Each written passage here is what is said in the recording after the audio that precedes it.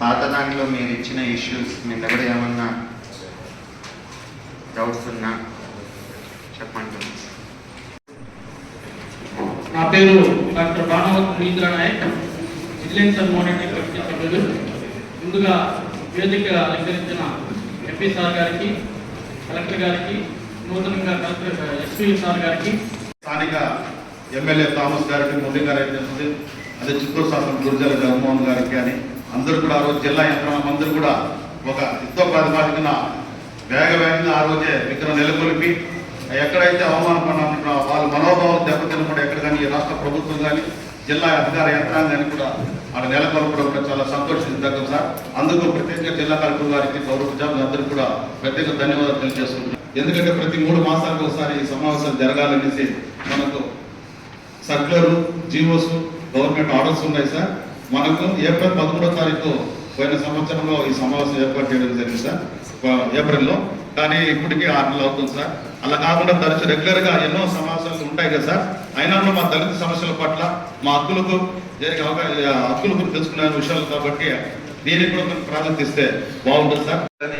Awareness create చేయాలని, తర్వాత ఇవన్నీ అడిగితే సంబంధిత కేంద్రాల్లో సెమినార్ నిర్వహించి ముఖ్యంగా అట్రాసిటీ పీడిత ప్రాంతాలు, గ్రామాల్లో ఎస్సీ చట్టాలు అవగాహన ఎస్పీ చిత్తూరు వారు తెలియజేశారు. ఇప్పుడు మా డిస్ట్రిక్ట్లో ఉన్న డివిజన్స్ ఉన్న డిఎస్పీస్ ఉన్నారా? ఎన్ని చేశారు ఇప్పటి వరకు? 3 కేసెస్లో ఛార్జ్ షీట్ ఫైల్ చేశాము. ఒక 4 వచ్చి కొన్ని అండర్ ఇన్వెస్టిగేషన్ ఉంటాయి sir. AP figure opinion just ఈ రోజే రిసీవ్ చేసుకున్నాం సార్. దాన్ని కూడా ఫైనలైజ్ చేస్తాం సార్. కాంపన్సేషన్ పే చేసిన మన డిస్ట్రిక్ట్లో పోతలపట్లో ఎల్పిజి గ్యాస్ బాటిలింగ్ ప్లాంట్, దానిలో 80 ట్రక్స్ హైర్ తీసుకుంటున్నారు. 80 ట్రక్స్ హైర్ తీసుకుంటే ట్రాన్స్పోర్ట్ కమిషన్, జాయింట్ కమిషనర్ గారు వచ్చారు transport.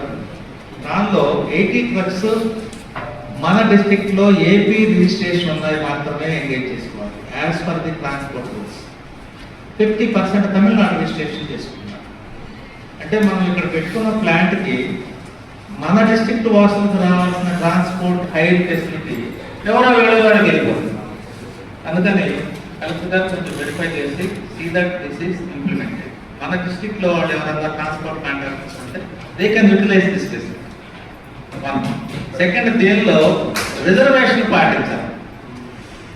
As per transport rules కానీ ఐఓసీ రూల్స్ కానీ రిజర్వేషన్ పాటించాలి. అంటే 80 మందిలో 15% రావాల్సింది, వేడికి రావాల్సింది, ప్లస్ ఎస్టీస్కి రావాల్సింది, ట్రాన్స్పోర్ట్ వెహికల్స్ పెట్టి అలాట్మెంట్.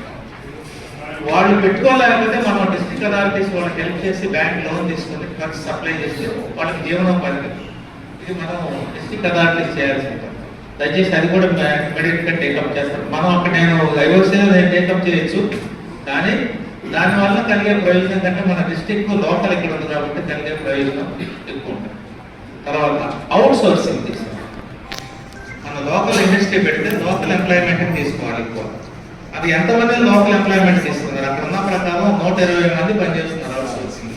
10 మంది వాళ్ళ ఎంప్లాయీస్, 110 మంది అవుట్ సోర్సింగ్. దానిలో లోకల్ ఎంతమంది, మన డిస్ట్రిక్ట్ వాళ్ళు ఎంతమంది ఉన్నారు, పోతలు కొట్టే వాళ్ళు ఎంతమంది ఉన్నారు అది చూడాలి.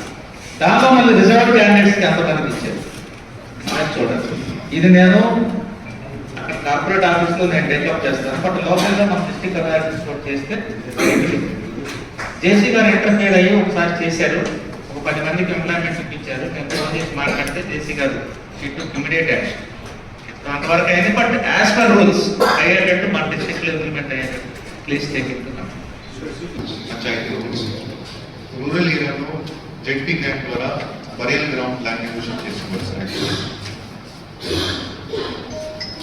ఒక నెల ముందు 49-53 మనం వెళ్ళాము సార్.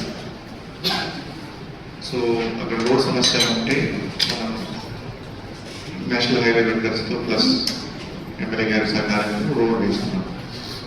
ఈ 24 lakh rupees ఫండ్స్ ఎక్కడి నుంచి తీసుకోవాలి, అక్కడ ఈ సమస్య ఆగండి.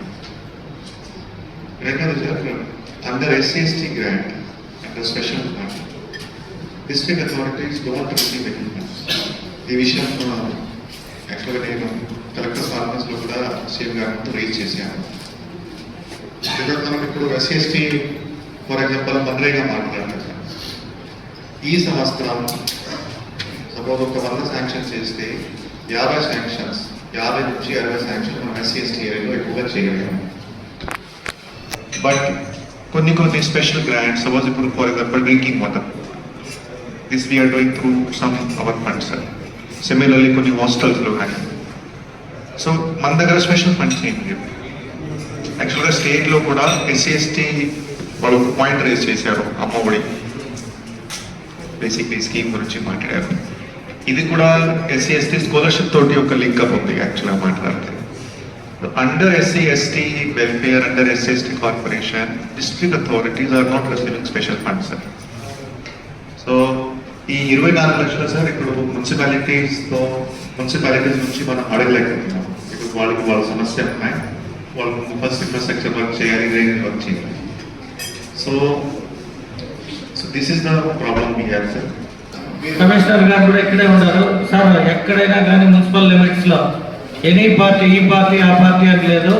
ప్రభుత్వానికి సంబంధించిన నాలాలు ఎవరైనా క్లోజ్ చేసి కాంపౌండ్లు కట్టినా లేదా బ్లాక్ చేసి బ్లాక్ మెయిల్ చేసినా మీకు కంప్లైంట్ వస్తే go head with your authorities. Okay.